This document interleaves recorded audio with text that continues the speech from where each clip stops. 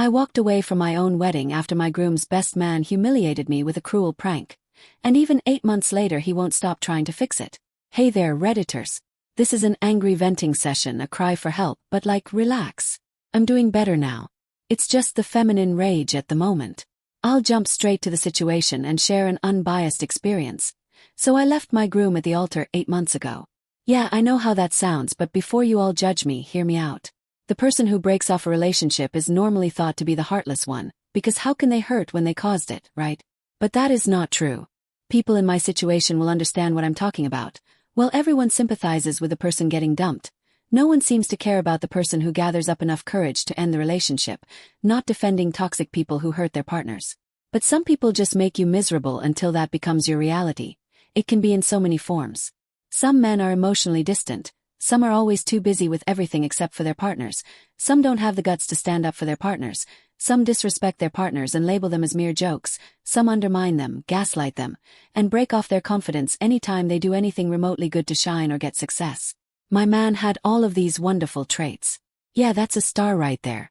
And let's not even try analyzing the character of his wonderful best friend, who had all of these qualities at some sort of an enhanced level. These two men made my life miserable for so long that I thought that this was how one was supposed to live. The amount of peace that I have in my life presently after I kicked them out of my life is something out of this world. But they're back, creating mass because who screams chaos other than them? So, to make you guys understand this, I have to take you back to my college days. Yes, I admit that I was stupid enough to date this man for 4 long years, but I was the stupidest to accept his proposal and decide to become his wife. So, my ex and his best friend have been pretty close since kindergarten. And they are very similar to each other, the same sexist, misogynistic, insecure, overconfident traits. It wasn't always so bad. I had my good days with my ex. Initially he was very charming, and believe me when I say this, that man knew how to be charming. He wanted to impress me and it worked. The first few months were really good, after which one after the other, the layers started falling off as I could see his real self. It started with him being always unavailable and busy while he was busy partying with his friends. This was what started the issues, and next was this. Him gaslighting me into thinking that I was crazy and delusional and insecure for asking him why he wouldn't give me his time. This continued for quite some time, and once college was over and I was looking for a job, he'd laugh at my face in front of our friends, urging others to join in. His approach was something like this: you'd never get hired, even if you do you'll be fired. This was coming from my man and his best friend, who seeming to enjoy this would always add, "Thank God you're pretty. They hired you as an eye candy loo." It felt so disrespectful and annoying, and my ex would just laugh. Every time I argued with my ex, he would share it all with his friends. He would include a third person in our issues, and his best friend would call me all sorts of names and label me as a dramatic and impulsive woman, a typical woman who overreacts to everything and obsesses too much about unnecessary stuff. They'd make fun of me everywhere to the point where it was hurtful. He'd comment on my way, my appearance, my dressing sense, and all of that while my ex would just sit around and laugh. Now, if I start talking about these, I have countless examples, but that's not what we are here for. So, as the wedding planning started, it was practically his best friend deciding everything. I was the bride and I was supposed to have my dream wedding, but no matter what I liked, we would only go ahead with what his friend was choosing, and at times I felt like he was intentionally choosing something that I did not like despite me. For example, I didn't like the orange flavor and he decided to have that for my wedding cake. My ex chose what his friend chose and made me choose the same. Even my wedding dress was not my choice. This man, my ex's best friend, was some sort of perfectionist, and my dream dress was too tacky for his taste. All of these went on, and I endured until I couldn't. On my wedding day something horrible happened, but now when I look back I'm very glad for it. So my ex's best friend decided to have fun by arranging a prank. Something highly disrespectful, and that's not all. He said some mean words too. I'll explain. A pregnant woman who brought in, and it was announced by none other than my groom's best man, his best friend, that he must not marry this stupid ugly hag, referring to me while he had such a lovely girlfriend already, pregnant with his kid. And this was not something happening in a room with only the 4 of us. No, this was happening right in front of all the wedding guests. I was horrified and did not know how to react. As my eyes started watering, he started laughing and then looked at my groom, asking if he really wanted to deal with this dramatic stupidity for the rest of his life. He was being so mean to me for no reason while I was just standing there unable to say a word or even cry. This went on for about 30 minutes and I was on the edge when the girl and these 2 men started laughing. I never felt so weak in my life. I felt like my heart was breaking and I was dying while these people were just laughing at my face. And then they said that it was a prank, a prank. Can you imagine how that would feel? After disrespecting me like that in front of all the guests and using such words against me, they just laughed it off, labeling it as a joke. And when I started yelling at them, they simply yelled back, saying I was really stupid to not even understand how to react to a joke. That was enough for me to understand that this was not what I wanted to deal with for the rest of my life. And so I left. I left my groom at the altar and just went away. They tried to fix it, but I left and went MIA for around 2 weeks. I needed space to heal from this extreme mental torture. I will not go into heavy details explaining how I healed, but it was not an easy journey. From taking therapy, crying myself to sleep or being unable to sleep, and finally getting hospitalized with dehydration and poor food habits because I was starving myself. It was a bad trip, but I did heal. Not completely. There was still something that made my eyes water when I thought about it all, but I was working on fixing that too. That's what needed to be fixed. Not my shallow relationship, which this horrible man is trying to fix presently. Like I said, it's been 8 months and my ex's best friend is taking his duty to be a best man too seriously after ruining my wedding himself. Call after call, text after text. From coming to my house to my workplace, he has tried everything possible to make me want to go back to my ex. He thinks that this is a problem that just needs to get fixed when I clearly told him that I was done with the relationship and had moved on. He simply asked if I was dating anyone new. It's like if there was another man in my life, he would probably leave me alone, but as a woman, my choice to be single yet not in love with my ex was not acceptable to them. It was a problem that needed to be fixed, a stupid prank that got out of hand which now needs to be solved. I'm so done with this. It's mentally draining because every time this man tries to talk about the past, it brings up bad memories. Give me some advice, guys. Update 1. Thank you for such wonderful comments. When I thought about writing this, it was more of a venting idea. I did not expect people to be this involved. Reading your comments made me feel like I am some movie character and you guys are making theories of your own. So I saw a few comments talking about a restraining order and I think that's a brilliant idea. I don't know why I did not think about that myself, but it's never too late. Speaking of my current situation, things are getting really annoying because he has started contacting my friends now that I blocked his number. This is really frustrating. I'm simply trying to live my life in the best possible way and he is doing everything possible to prevent it. I will get that restraining order, you know. Update 2. Guys, I got that restraining order and guess what? Got a text from the girlfriend of my ex's BFF. Claiming that her boyfriend was only being nice, but this move of mine made her believe that I was not worth it because it was such a dramatic thing. Like, dude, is their entire clan going to bother me now? I'm so frustrated, literally so much. It's all just the same old drama and I'm sick of it. Date 3. Hey there, hopefully this will be my last post. So I don't know if this was the right thing to do or not, but I contacted my ex and we had a long discussion. I made it very clear that I was no longer interested in him and would never get back to him ever. Although I am labeling it as a discussion, it was mostly me speaking and him agreeing with my sentences. I told him that if his friend didn't stop, I'd have to take serious legal steps, as if the restraining order wasn't already enough. He assured me that I would not be bothered again and he will talk to his friend.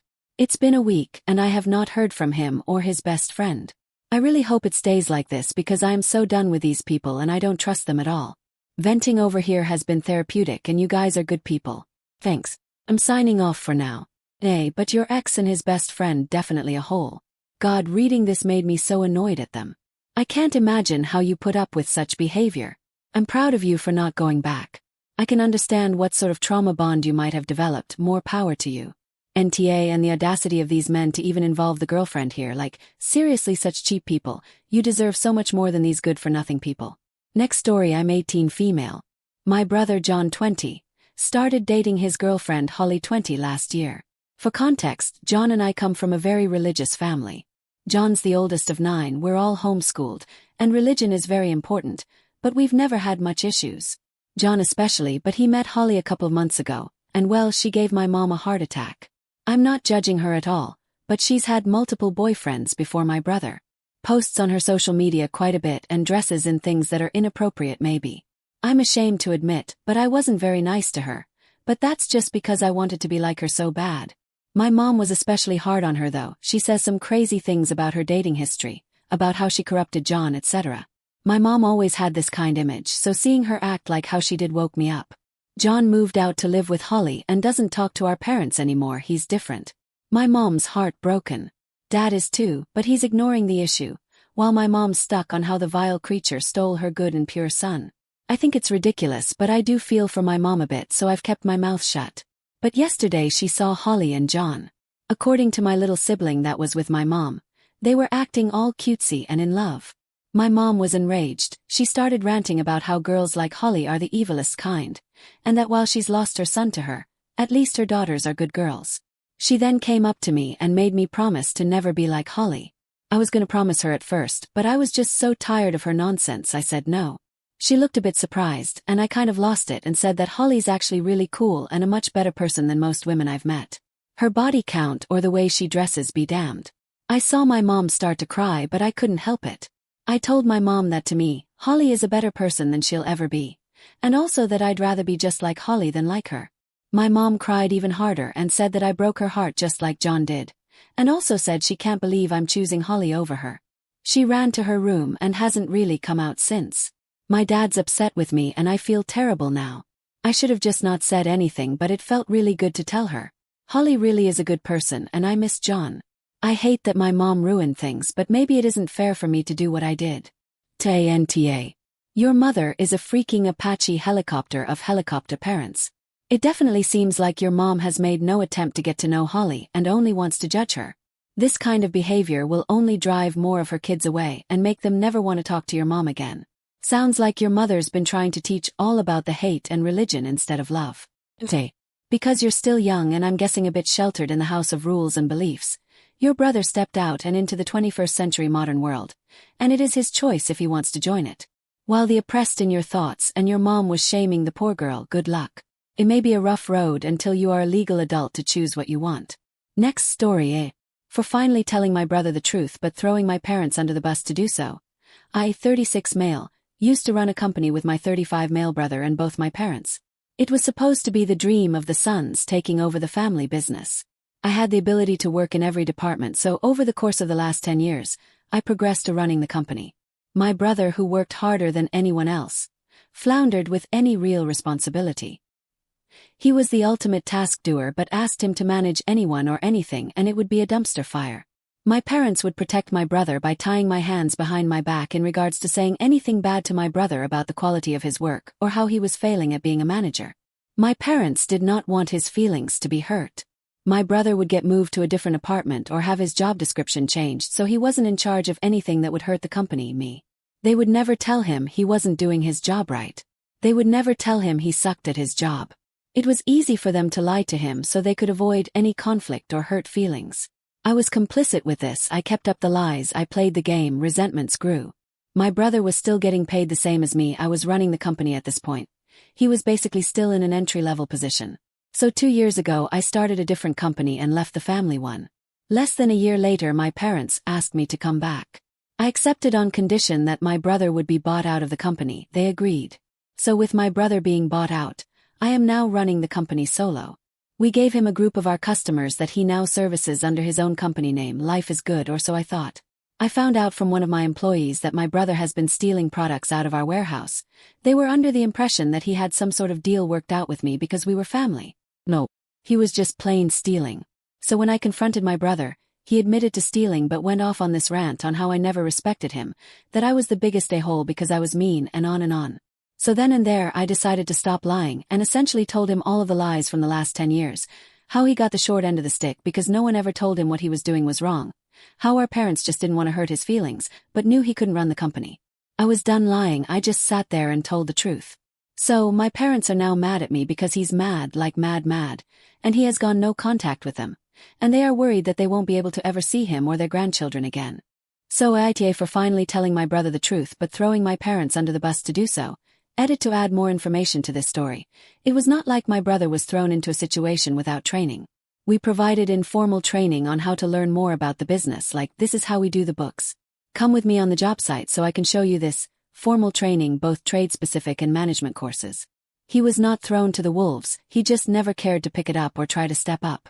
I left the company because of the toxic environment and all of the built-up resentments. I came back to the company because my parents' retirements are tied to the company. And without a son to run it, or a sale, they would have lost everything. I still run the other company I started. Last I knew, I was an a-hole for what I did to my brother. When I told him the truth, I was also apologizing to him for my part in all of it, I was asking if I was the a-hole for throwing my parents under the bus in the truth apology. Ash, stealing is wrong, your brother shouldn't do that. But you and your parents set your brother up for inevitable failure. You claim to have run every department in this company and you went along with your parents and lied to your brother. You were complicit in this. If your brother was in a role and he failed, that's on him. But if you all let him constantly fail and moved him from department to fail again, you're ultimately failing your other employees in the company.